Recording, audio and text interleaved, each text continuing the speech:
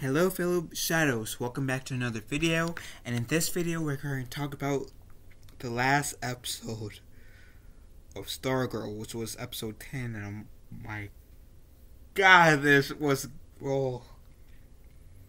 I was going to wait to do this episode's review and the next episode's review, like when it comes out next week together,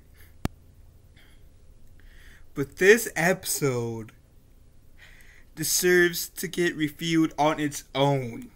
Just damn. So pretty much what happened is this kind of catapults from the last episode. Stargirl's mom discovers her being Stargirl, like, and her husband being Stripey. And of course she doesn't take that well, and it's displayed through in the entire video. Her mother wants to leave the Blue Valley. She kind of kicks Stripey out of the house, and she sends a mess, like, she emails Starman's email saying, "Hey, we need to talk. It's about your daughter." So does that mean that Starman is still alive? Because this entire show, they've been saying that Starman is dead.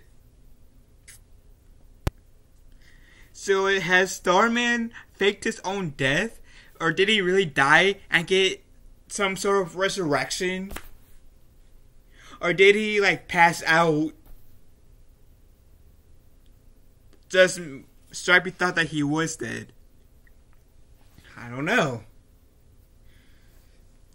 But pretty much, Stargirl's mom, because Stripey goes to Stargirl's mom's office, Icicle and his parents comes, and she does this Google Translate thing.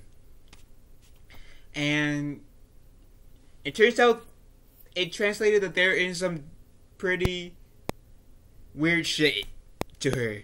So I'm guessing that restored some faith that Stargirl's mom lost when she found out that Stargirl and her husband is Stripey, or Stripes as he calls himself.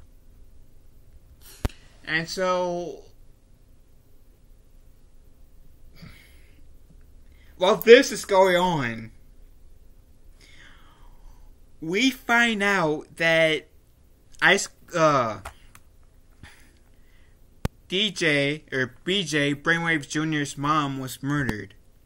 Now at first, I thought it was by Icicle, because I thought that when we saw BJ and BS being Brainwave Sr., when Brainwave was talking to BJ in the hospital bed, when BJ said that when Brainwave found his mother, she was ice cold. So I thought that was like a little hint that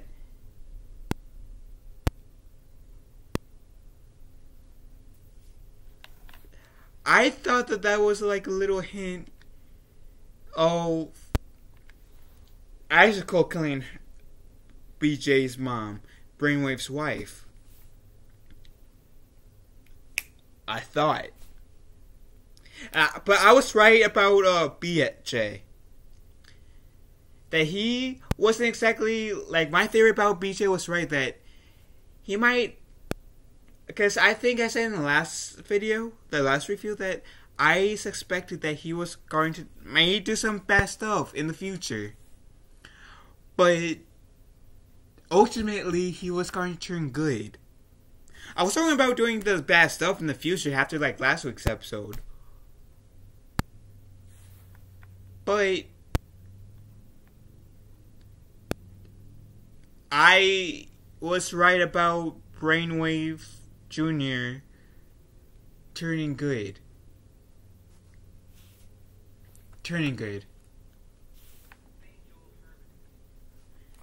And he turns good. All he will. Oh, and Brainwave has coma, so he forgets. He forgot the past like 10 years. So the last thing he remembers was BJ blowing out his candles when he was 6 years old. And so, long story short, Icicle takes Brainwave to the Injustice Society's headquarters to get his memory back. BJ wants to get his father back before that happens, because this version of Brainwave is still good, still pure. The Brainwave, before he got his memory lost, was dark. And so,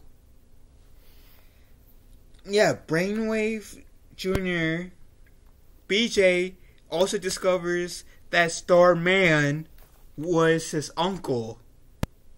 Because Brainwave's wife was Starman's sister, which makes it Stargirl's, that makes BJ Stargirl's cousin. Brainwave her uncle. This is some messed up family right here. And so, Team Star, I'm going to call them Team Star. Team Star goes to the Injustice Society headquarters. They try to reach Stripey, but Stripey is busy trying to do what I was telling you guys earlier. Trying to, pretty much protect Stargirl and her family. And her mom, I mean. So,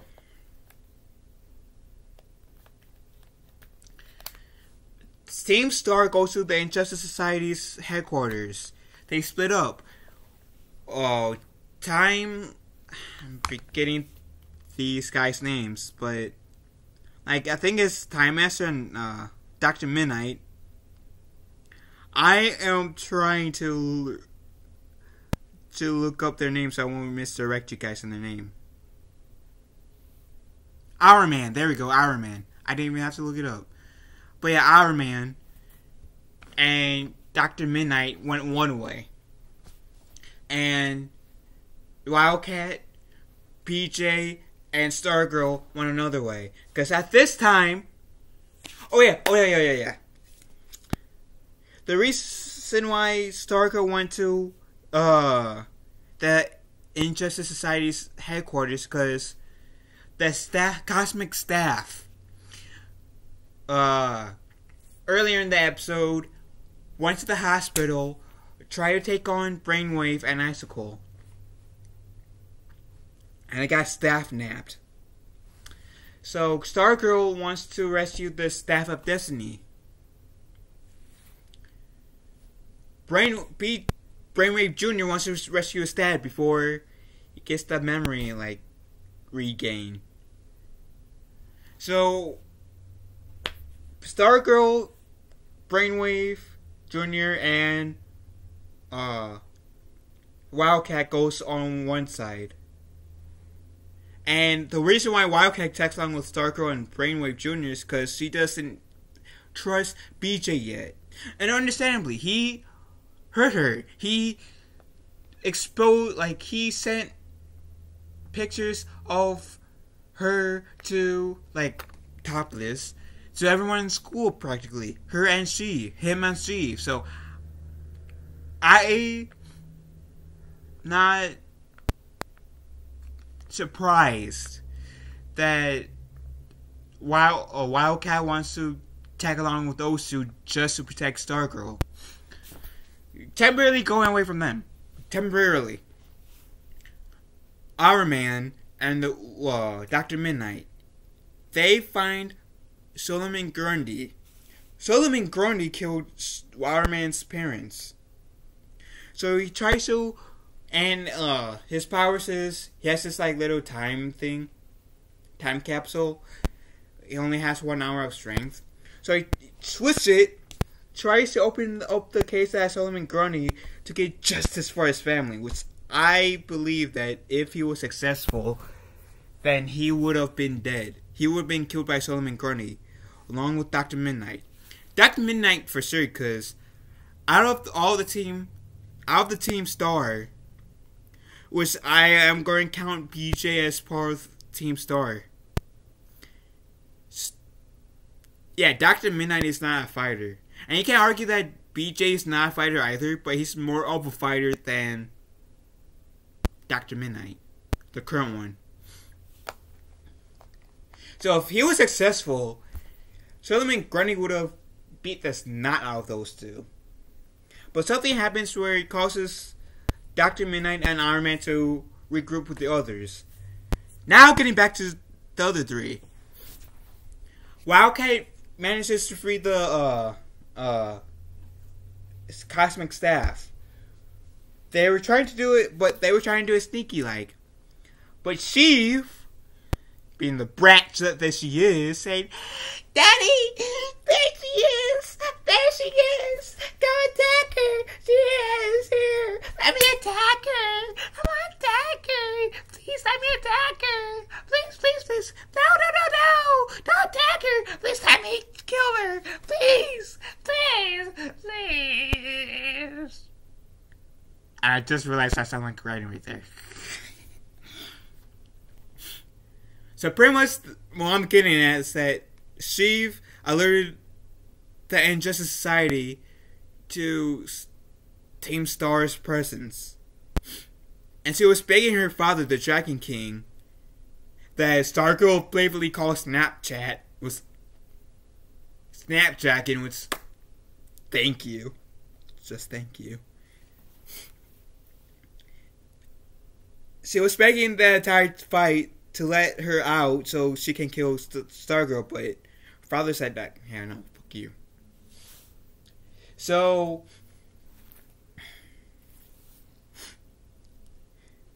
pretty much, right before Dragon King was about to kill Stargirl, Wildcat decides to do this badass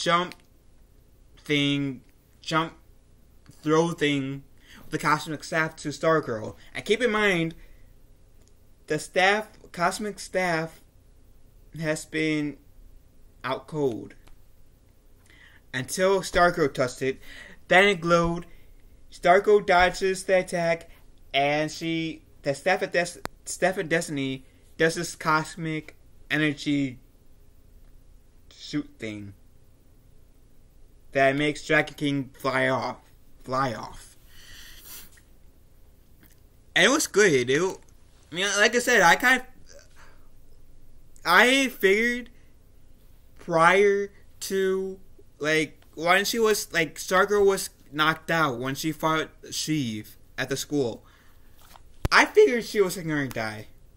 And I kind of also figured, because I even mentioned that in the video, I figured that Stargirl wasn't going to die, because she's their main character.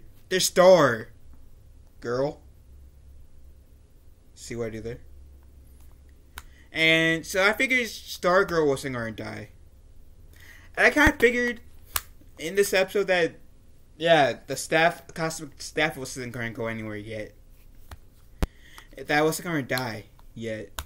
That if it's going to die off, that's probably going to be in like the second season. And we're going to get a whole episode or two of Stargirl and the new GSA trying to reconstruct the cosmic staff. And so BJ, there's this bar, and the JSA or Team Star, whatever you want to call them, managed to get through, except for BJ, because he closes the bars. And he tries to pull a Luke Skywalker to his father, trying to bring out the good in him. Trying to penetrate his father's soul with his words. And remember when I said earlier how I thought that because BJ said that Brainwave told BJ that he found his mother ice cold? And I thought that was an indication that Icicle killed his mother, Brainwave's wife. Yeah, that was a misdirect. If you were like me and thought that Brainwave's wife, Icicle, BJ's mother, Stargirl's aunt was killed by Icicle, yeah, you were wrong, like me. Because it turns out Brainwave killed his own wife. Like, what? And it was because he had to choose. Because he had to choose between his wife or the mission. And besides choosing his wife, he chose the mission. So he killed his wife, the mother of his son. And the Brainwaves fight it out. And pretty much this entire time, BJ decides to not fight his father, like not go on a full-on fight. Which, with Stargirl's side, BJ was like the greatest ally, but he chose not to fight. If BJ decided to fully fight and at least make his father unconscious, then he would have been able to escape. I say would have purposely. Because Oh yeah. This entire mission, BJ was telling Wildcat, I know what I did was wrong, I hurt you, and I'm sorry. So, Brainwave Jr. decides to say to Stargirl, you're right. Because in like the last episode, Stargirl was saying that, yeah, there are bad people in the world, but there are good people too. So BJ acknowledged that, saying, you're right. There are also good people too. Don't let that get taken away from you. Bow. This is Brainwave Jr. This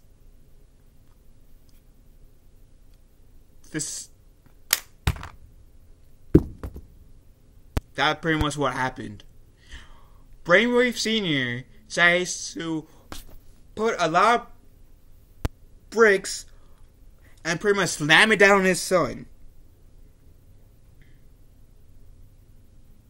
murdering his own son. I'm not joking, watch the episode. Brainwave literally kills his own son. And I was like, damn. Just damn. So between Brainwave killing his own son, was Yolanda being a wildcat, taking it hard, because I kind of figured that she might just be hurt and angry, but this might be that part of her that still cares about BJ. And I was right, because she cries. But also, on top of that whole part that got my mouth doing, we also see that that email that Stargirl's mom sent to Starman's email, someone replied. I don't know if it's Starman, and somehow he's survived Icicle's attack, or the anti-JSA attack, or someone else using his email. But hey, this is the DC Comics we're talking about. Pretending that Stargirl is officially a part of the Arrowverse.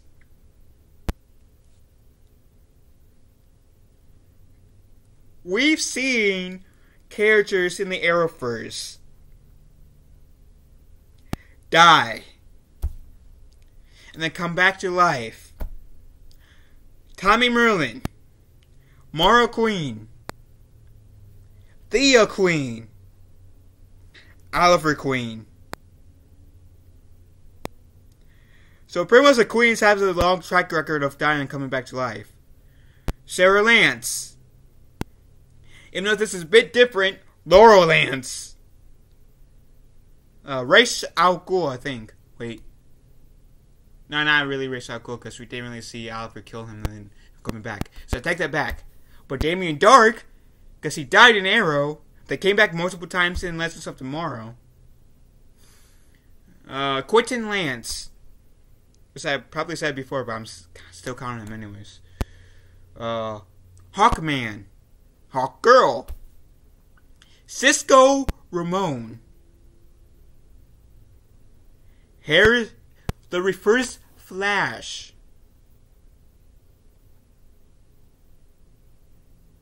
Vandal Savage. I'm trying to think of more. But you get the picture. And we want to bring Marvel into this, because Marvel scheduled up the same thing too. The Winter Soldier. Captain America. Even though he wasn't really dead, but still. I'm still counting him. Phil Coulson. Multiple times. If you want to bring in other comic book stuff, the 2003 Ninja Turtle version of the Shredder. Because in that series, they kept killing the Shredder off. And somehow the Shredder came back to life each time. Like, what the fuck? And I grew up on that.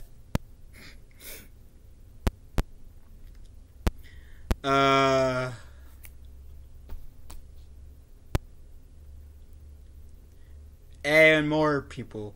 The Red Skull too. You want to bring in Marvel? Red Skull. In the MCU. Because he died in Captain America First Avenger, but came back in Avengers Infinity War and Avengers Endgame.